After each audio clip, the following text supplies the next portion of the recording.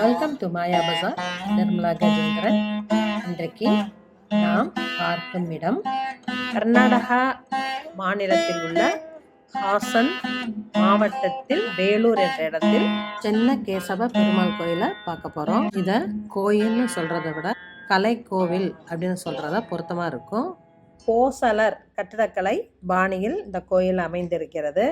பெங்களூரிலிருந்து 220 கிலோமீட்டர் தொலைவிலும் ஹாசன் நகரிலிருந்து 40 கிலோமீட்டர் தொலைவிலும் அமைந்துள்ளது. 2023 யுனெஸ்கோ வேர்ல்டு ஹெரிட்டேஜ் சைட்டாக அறிவிச்சிருக்காங்க.